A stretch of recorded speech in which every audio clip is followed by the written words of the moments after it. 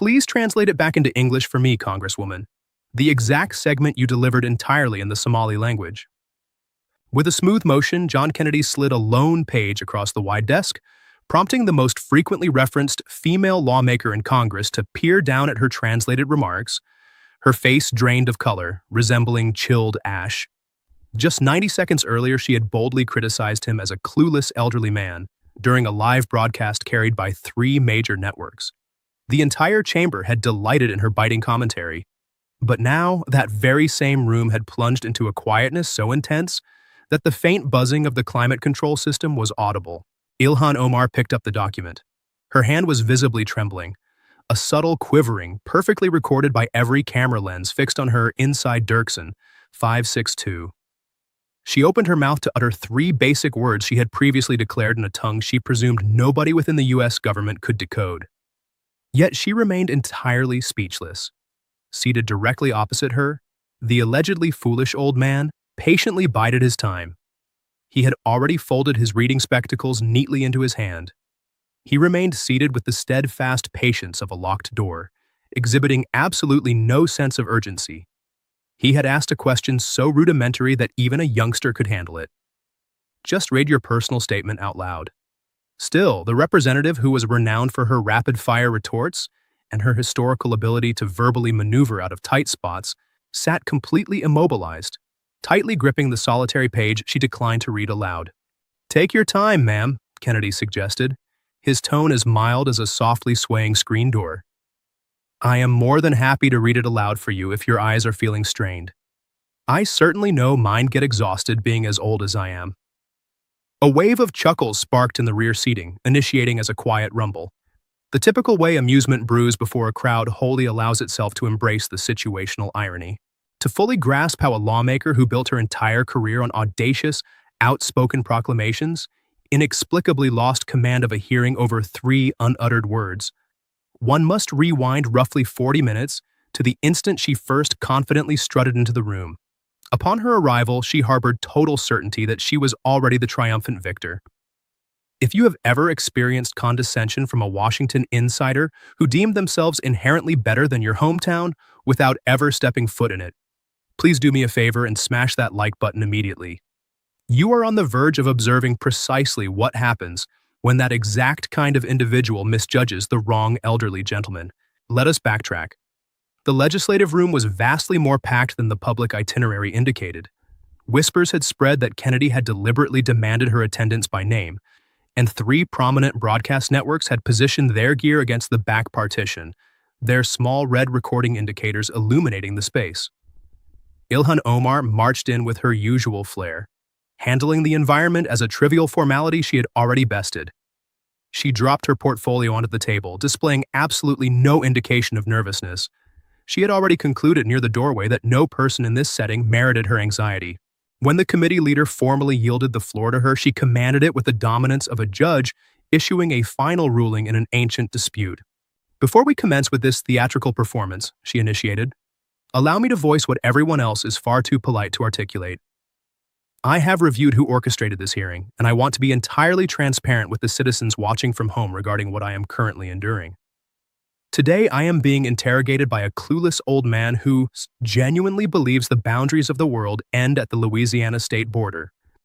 This is an individual who has likely never reviewed a foreign policy briefing in his entire life, who routinely mistakes a slow Southern drawl for intellectual substance, and who operates under the delusion that speaking at a glacial pace is equivalent to being factually correct." A muted ripple traversed the spectators, not exactly a gasp, but a noticeably chillier reaction. "And I would extend that exact sentiment to many of the men viewing this broadcast from their living rooms," she pressed on, sporting a subtle, condescending smirk. "Specifically, those who treat the American heartland as a substitute for a personality. I am a representative of the future. He is merely a representative of a museum exhibit. Therefore, let us not maintain the charade that this is an exchange between 2 equals." She reclined in her seat, glowing with smugness, completely assured that her verbal assault had struck dead center. It certainly had struck, although not exactly on the intended victim. She had successfully characterized every older gentleman, viewing from a kitchen island in Mississippi or Minnesota, as an antiquated relic on live television, completely intentionally, and she truly assumed she had achieved a definitive triumph. If being informed that your community is a permanent punchline and your life wisdom is defunct makes your blood boil, type a single word in the comments right now. Museum. Let her hear your perspective, and then stay tuned because this older gentleman is finally preparing to speak. John Kennedy did not even blink at the customized insult. He never did. He stayed planted in his chair with his fingers woven together, his glasses perched lazily on his nose. He permitted her to thoroughly conclude her rant. He allowed the ovation she so desperately craved to completely vanish into thin air.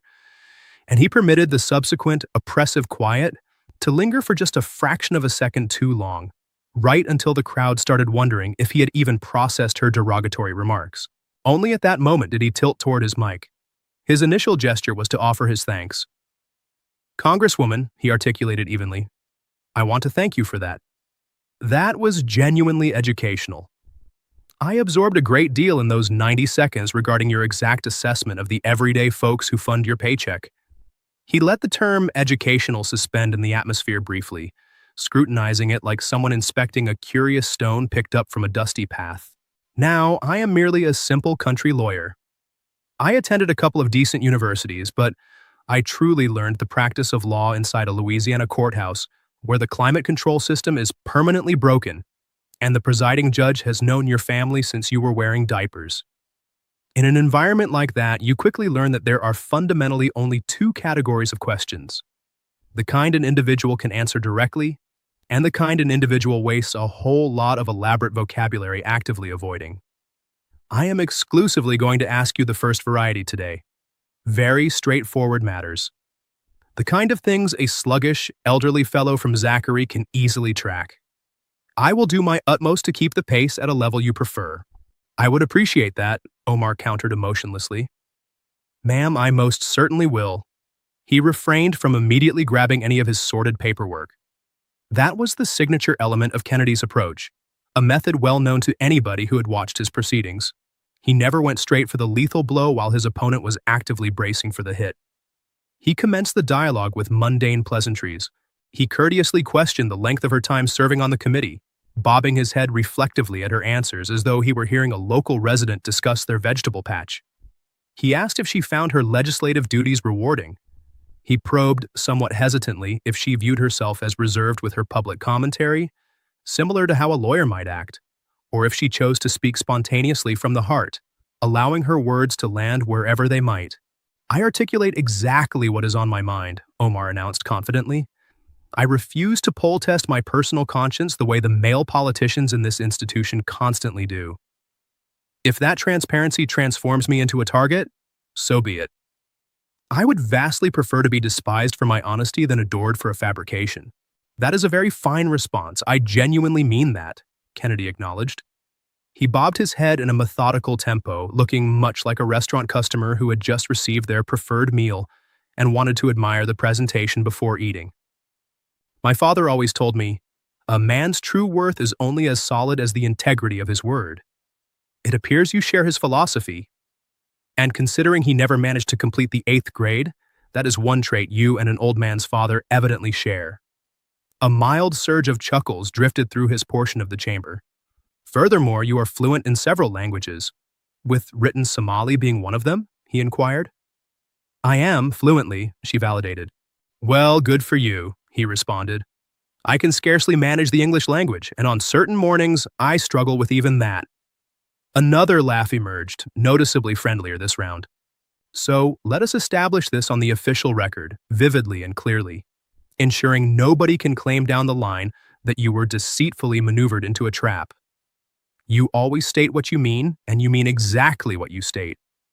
Whether it is in English, in Somali, or in Pig Latin, it makes absolutely no difference. You are the exact same Ilhan Omar in every single room, utilizing every single language. That is the authentic woman currently seated across from me. Consistent, unchanging. That is precisely all I required," he finalized. He interlaced his fingers a bit more snugly, and the snare quietly locked its first vital centimeter into place. "Keep a firm grip on that principle, Congresswoman. Hold on to it very tightly. I have a strong suspicion we are going to require it in short order. Directly behind her seat, a junior aide peered down at a radiant mobile device screen, halted entirely for a split second, and rapidly turned the phone face down against the wooden surface. Nobody in the wider assembly caught the motion. Not just yet. Kennedy reached down and retrieved a single document, copying the relaxed gesture of scooping a store receipt off a kitchen table. There was absolutely zero dramatic flair involved. You delivered a statement at a public gathering a few years ago, he observed. Out in the open, standing on a stage, addressing a highly receptive audience.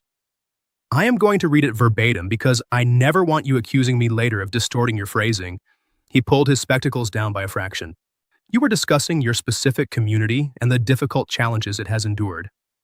Then you transitioned to describing a very specific Tuesday morning in September, and you categorized the individuals who perpetrated that event, the men who violently piloted commercial aircraft into those towers. Your exact quote was, "Some people did something." He laid the paper flat upon the desk, flattening the texture with his two fingers. "Some people," he echoed steadily, "did something." He gazed at her just over the top edges of his glasses. "I have mentally analyzed that specific sentence on countless sleepless nights, ma'am." He proceeded to list the grim reality of the 3,000 innocent souls lost, including mothers who packed lunches that morning but never came home to eat them, firefighters who rushed up the staircases while everyone else fled downward, purely because charging into the blaze was their sworn duty, a man who tightly held an unknown woman's hand in a smoke-filled stairwell, simply to guarantee she would not die by herself. And yet, Kennedy continued, the vocabulary you selected in front of a live microphone, having the entirety of the English dictionary at your disposal, was "some people did something." As if an anonymous driver scratched your bumper in a grocery store parking lot. As if it were merely an unfortunate shift in the weather. He permitted the heavy nature of his statements to sink into the chamber. I am not going to stand before this committee and dictate what was residing in your heart when you uttered those words, because I do not possess the ability to look inside it, and neither do these television cameras.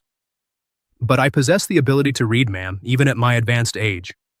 I possess the ability to hear. And so does every single gray-haired man you arrogantly dismissed as a museum exhibit merely 40 minutes ago. And what we collectively heard was the absolute smallest possible terminology utilized to describe the absolute largest possible trauma. The room had shifted into that intensely particular, stifling quietude where every person desperately longs for a conclusion, but is simultaneously fearful of what the outcome could be. At that exact instant, in the third tier of the public seating, a gentleman stood up. He was from an older demographic, clad plainly in a relaxed windbreaker, displaying a small, plasticized credential hanging from a cord around his neck. The precise variety of badge handed out to mourning relatives at Ground Zero remembrance sites. He rose with the rigid bearing of a person whose joints demanded serious psychological motivation to support his mass. A security officer instantly moved toward him, but the committee head discreetly lifted a hand, indicating to let the gentleman stay. The mourning father did not yell.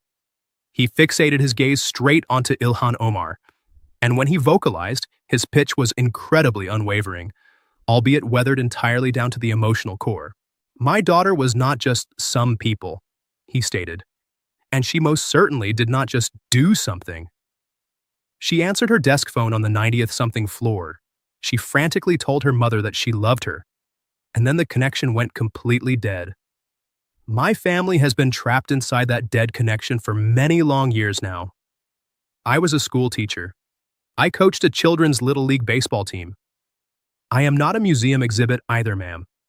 I am simply a father who drove a very long distance to stand in the same room as the politician who reduced the most horrific morning of my existence into a casual figure of speech.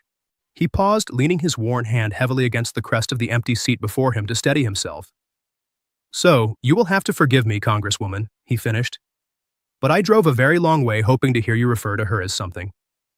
He refused to sit back down. He stayed positioned right there in the third tier for the entirety of the lingering session. Every single time the broadcast lenses focused on Omar's face, they concurrently filmed him, standing resolutely just over her shoulder, as enduring and unshakable as a marble tombstone. An aged gentleman who flatly rejected being ignored. If the visual of that father rising up just brought a lump to your throat, Leave a single word in the comments. Just type something to signal the algorithm that strangers everywhere heard his plea too. Then remain here, because this is the precise juncture where she pivots to the offensive and she counterattacks with incredible force. Omar's jaw tightened severely. She was intensely acquainted with this specific combat zone. She identified the landscape, and she deployed the precise strategy she consistently utilized whenever the conversational foundation crumbled beneath her. She sought to fundamentally transform the basis of the clash. "I know exactly what this display is," she snapped back, her voice elevating as she accessed her dependable well of outrage. Outrage was a mental domain where she eternally felt protected. This inquiry is not about a specific sentence. It has never, not for one singular moment, been about a sentence. This is fundamentally about a Muslim woman, an immigrant refugee, a woman of color occupying a seat of power within an institution that was historically never designed to accommodate individuals who look like me. It is about me articulating truths that make traditional men like you squirm with discomfort. You do not get to lecture me. What you are engaging in has a definitive label. That label is Islamophobia, that label is xenophobia. And every single intellectually honest individual watching this broadcast recognizes it perfectly well. And one must concede. For a brief second, her maneuver actually succeeded. The mood in the chamber proactively pivoted to her advantage. Journalists' writing instruments commenced scratching furiously. An adjacent aide nodded with fierce endorsement. A female positioned near the front, who had been giggling at Kennedy's quips moments earlier, abruptly gazed uncomfortably at her own lap, the amusement freezing solid in her throat. The energy was completely hers. You could literally sense the programmed reaction pulsing through the room like an unexpected gust of freezing wind. It was the severely conditioned American wince, the deeply ingrained cultural urge to physically retreat from those volatile trigger words, rather than directly tackling the core issue hidden beneath them. Her defense mechanism held the chamber captive for roughly 20 seconds. It could have persisted even longer, but Kennedy absolutely declined to wince. He declined to soften his pitch, and he vehemently refused to execute the surrender that those exact terms are designed to pull from a lawmaker. "Ma'am," he responded, his voice staying noticeably calm. "I intend to tread very carefully right now, because you have leveled a profoundly serious accusation, and an accusation of that magnitude warrants a thoroughly serious response. I am not in any capacity questioning your religious faith. I would never do such a thing. I have proudly served alongside honorable men of your exact faith within this very legislative body, and every single one of them will gladly testify that I have never once held their religion against them." He flattened the paper smoothly against the table. "The citizens who harbored deep objections to your phrase, 'some people did something,' ma'am, they were not exclusively elderly Caucasian men hailing from the state of Louisiana. They were surviving widows of first responders. They were grieving black mothers residing in Queens. They were devout members of your very own religious faith who physically recoiled when they heard your phrasing. You simply cannot sweep all of those diverse grieving individuals under the rug of one convenient buzzword and expect them to magically vanish. That specific word is far too heavy for you to wield as a broom." The programmed wince completely vanished from the space. What rushed in to substitute it was substantially more detrimental to her stance. It was permission. Behind her seat, the junior aide who had earlier monitored her mobile device leaned dangerously close to Omar's ear, muttering something swift and pressing. Omar delivered a crisp, rejecting shake of her head, shooing the staffer away without ever severing visual contact with Kennedy. Whatever intelligence was being presented, she frantically did not want to receive it at this moment. The broadcast cameras distinctly recorded the panicked muttering. They could not decode the exact words, but the whole chamber perceived the abrupt surge in tension, similar to how an audience can subconsciously detect a mobile phone intensely vibrating in another person's pocket. The torturous query hung completely unresolved. What precisely did that young assistant just view on her device? Kennedy permitted the anticipation to suspend in the room. He was an expert at allowing awkward instances to steep. He took an excruciatingly sluggish drag from his water tumbler and rested it back down with a crisp, intentional clink. For 3 excruciating seconds, that minor impact of glass against timber was the most deafening noise in the whole legislative room. I would be just about finished with my questioning right now, he declared. I want you to hear me acknowledge that when a human being says one improper thing, even a profoundly offensive thing, we recognize that we are all flawed sinners, and we generally move forward down the road. But this is not an isolated incident with you, Congresswoman. It is a carefully choreographed dance, and I firmly believe that the taxpayers who fund your livelihood have earned the right to watch someone count the steps of that dance out loud just this once. He delved into a slim manila folder and pulled out another collection of sheets, fastened together by a paper fastener. He lifted them high so the whole chamber could confirm that there were, undeniably, two distinct sheets positioned side by side. A few years back, he resumed, you made a public declaration regarding a specific political lobbying organization. And the core message of your statement, according to how a massive portion of the public interpreted it, was that this nation's diplomatic support for a crucial overseas ally ultimately boiled down to financial bribery, to cold, hard cash, and the ensuing backlash rained down upon you heavily.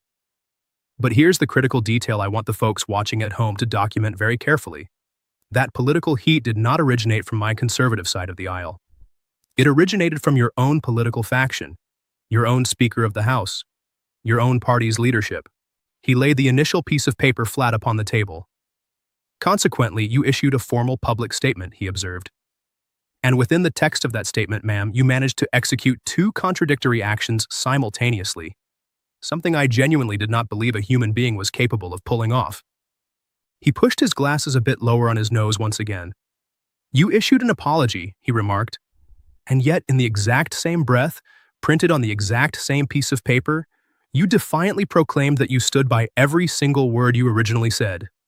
He placed the second piece of paper directly adjacent to the first, carefully matching the borders with his fingers, resembling an investigator setting two separate photos side by side to evaluate suspect profiles. All contained within a single press release, Kennedy continued.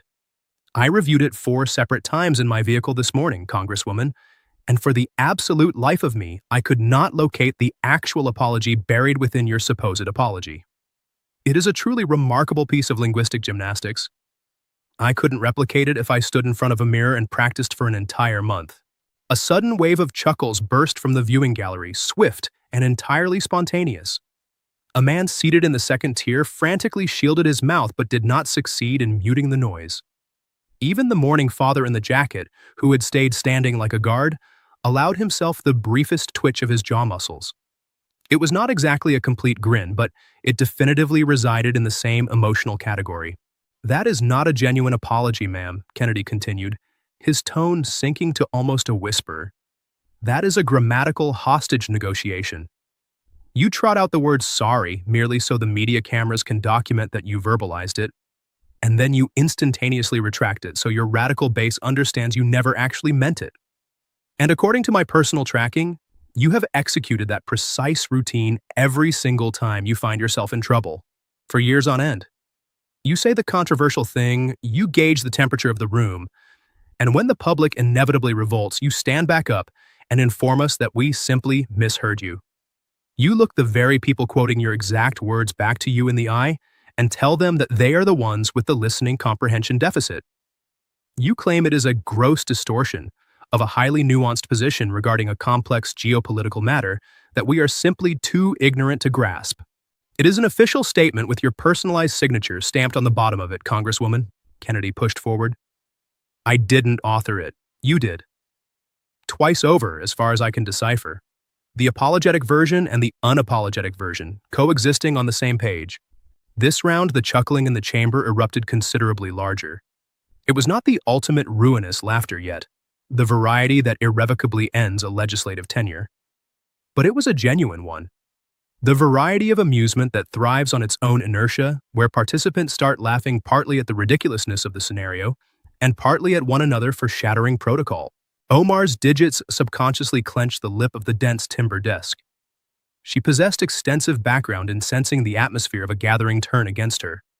She recognized the precise emotional climate of this particular room, and she was keenly conscious that the solid ground was swiftly dissolving beneath her shoes.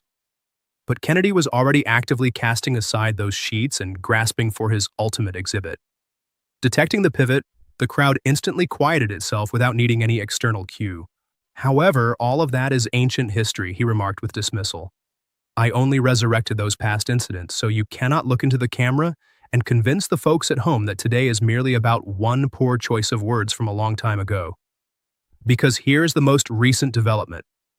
And this, frankly, is the primary reason I summoned you all the way down to this committee room. He pulled out a thick, secured bundle of paper, highlighting an additional collection of pages fastened firmly to the rear. The whole room instinctively tilted forward, exhibiting the bodily posture of a crowd anticipating an unavoidable crash. This particular event is quite recent, he proclaimed, and I actually had to commission a professional translation for it, which, if I am being perfectly honest, required a fair bit of effort. Because you chose not to deliver this speech in English. He firmly repositioned his spectacles on his nose. Back home in Minneapolis, standing inside a hotel ballroom, you took the stage in front of a packed room of American citizens. Your very own voting constituents. The individuals who elected you to this office. And you completely ceased speaking the English language. You transitioned entirely into Somali, a language that the vast majority of that specific room, and practically the entirety of this American nation, absolutely does not comprehend. And speaking in that foreign language, ma'am, addressing that specific audience, you made a solemn vow. He methodically lifted his gaze past the upper rims of his spectacles. You explicitly promised them that the United States federal government would execute whatever policies you all demanded it to execute. You assured them that as long as you occupied a seat in this United States Congress, no foreign entity was going to encroach upon Somalia's territorial waters. You stood firmly on American soil, addressing American voters, and you explicitly told them whose hands were truly steering the wheel. He aggressively struck his pointer finger against the printed text. Now, you have publicly complained that the provided translation is inaccurate and unfair. Perhaps it is. I consider myself a highly reasonable man, so I am going to propose an incredibly fair offer. The official page is sitting right in front of you. I invite you to read it back to this committee in English. Your original thoughts, your own voice, delivered to the taxpayers who finance that very chair you are so remarkably proud of sitting in. He laid the paper onto the desk, aiming the writing straight at her, and pushed it precisely 1 inch nearer. Because here is my fundamental dilemma, Congresswoman. An individual who proudly claims to say exactly what she means in absolutely any language. Just as you vehemently assured me a mere 20 minutes ago, that specific individual should be perfectly capable of reading her own speech aloud in front of her own political employers, without so much as blinking. He settled back into his upholstered seat. So please, go right ahead. Tell this room exactly what you told that room. She glared intensely at the sheet of paper. She executed absolutely no gesture to lift it.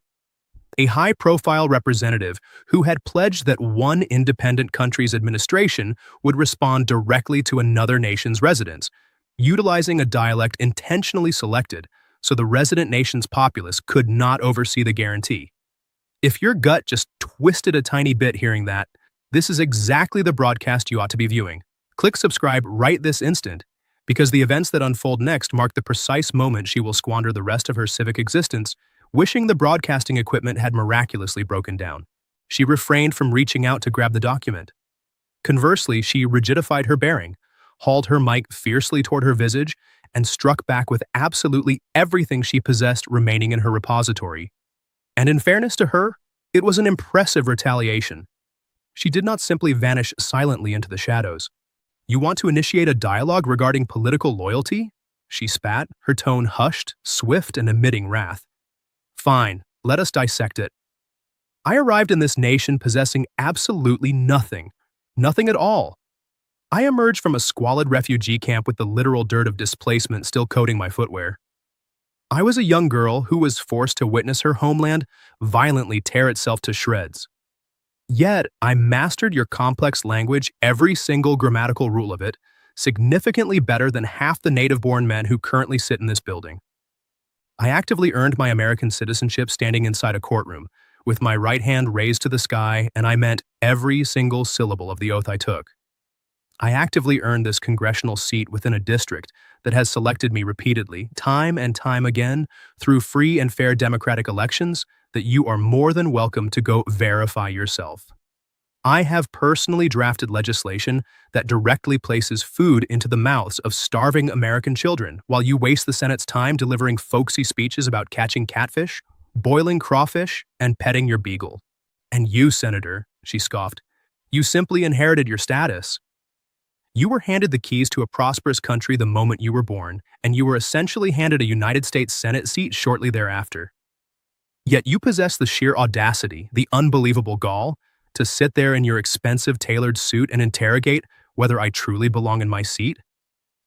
I absolutely refuse to be lectured on the concept of national loyalty by a privileged man who has never, for one single moment in his entire existence, been forced to prove that he actually belonged anywhere. So, no, I will absolutely not perform like a trained SEAL for your television cameras. I am an elected Congresswoman of the United States of America. I have bled to earn this position, and I will never apologize for the magnitude of the questions I bring to the floor, nor will I apologize for the specific languages I choose to ask them in. And for a brief instant, it was a staggering spectacle. Truly, it was verbally potent. A distinct fraction of the chamber's momentum drifted back to her side. A handful of journalists briefly paused their writing. The sentimental undercurrent of the room flickered and steadied. For roughly 3 or 4 torturous seconds, one might almost imagine she was going to miraculously pilot her way out of that snare and exit on her own conditions. Kennedy permitted her to finish the whole diatribe. He let the tremendous burden of her address completely touch down, and subsequently, he performed the tactic that irrevocably discarded the figurative fighting gloves. The benign country lawyer facade disappeared instantaneously. The folksy, grandfatherly appeal shed from him like a thick winter jacket slipping off an iron peg. What lingered beneath was alarmingly expressionless, flawlessly balanced, and totally frigid. Absolutely nobody in this room is lecturing you about your life story, Congresswoman, he declared in a tone so menacingly soft the whole chamber had to literally tilt forward merely to perceive it. You arrived here with nothing, and you constructed an impressive life. I would gladly shake your hand in recognition of that achievement in any grocery store parking lot in America. And I mean that sincerity all the way down to the soles of my boots. But that is not what is currently on trial here. He resolutely pressed one pointer finger straight onto the localized text. What is currently on trial is incredibly straightforward. You speak the English language when addressing us. You speak the Somali language when addressing them. And inside those 2 entirely separate rooms, you deliver 2 entirely contradictory messages. And you heavily rely on the assumption that neither room will ever discover what was said in the other. He maintained his stance. He did not bat an eye. You stood before a crowd of the exact people who sent you to Washington, and you deliberately switched to a dialect they could not possibly comprehend, specifically so you could promise a foreign demographic the one explicit thing you would never dare say to your American voters' faces in plain English. That is not an act of political bravery, ma'am. That is the exact antithesis of bravery. True bravery is looking people in the eye and delivering the difficult truth to the individuals who actually possess the power to hold you accountable for it. You are not actively loyal to 2 separate nations, ma'am.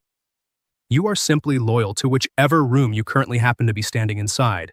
Absolutely nobody chuckled at that statement. It plunged like a rock, resting into a significantly profounder, bleaker segment of the chamber's shared awareness, the territory where enduring verdicts are created.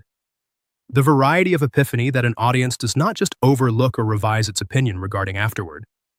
Senator, with all due respect, Omar initiated. We are situated quite a long way past the concept of respect, Congresswoman, Kennedy cut in, not necessarily with venom, but with sheer conclusiveness. Respect was present 40 minutes ago. Respect existed right before you stood up and publicly declared that every single gray-haired man in America currently watching this broadcast was a dusty museum exhibit, that his beloved hometown was a pathetic punchline, and that his lifetime of experience was an irrelevant joke. I have been following along with your narrative just fine. As it turns out, the ignorant old man is perfectly capable of keeping up after all. The committee leader audibly cleared his throat, puncturing the dense quiet. He then went on to perform the singular specific maneuver for which she harbored absolutely zero protection. He did not elevate his pitch at her. He did not throw allegations. He did not suddenly demand a formal panel ballot. He merely asked, employing the intensely dull, droning pitch of routine legislative protocol, wholly empty of any passionate warmth, whether the gentlewoman from Minnesota would yield the committee the simple politeness of reading the emphasized portion of her own public statements into the formal governmental transcript in English, purely to guarantee it was recorded correctly. He strategically positioned it as being executed in fairness to her own stated objections regarding the translation's accuracy, in fairness to her. That was effortlessly the most destructive facet of the inquiry, and it wasn't even spitefully meant. It was simply standard administrative procedure. And the paper was resting right there, centimeters from her fingertips. She lifted it. Her hold was visibly quivering, and every crystal-clear camera in the area captured that it was quivering. She gazed down at the typed text, her own vocalized concepts. The English phrasing sat in a precisely structured, attached translation straight behind the initial Somali transcript. The two distinct sheets of paper were secured together by a single miniature dark metal binder clip. To vocalize the text out loud was to formally confirm Kennedy's allegation. To blatantly decline to vocalize it was to confirm the allegation even more loudly. There was no magical third alternative accessible to her. There never is during these instances.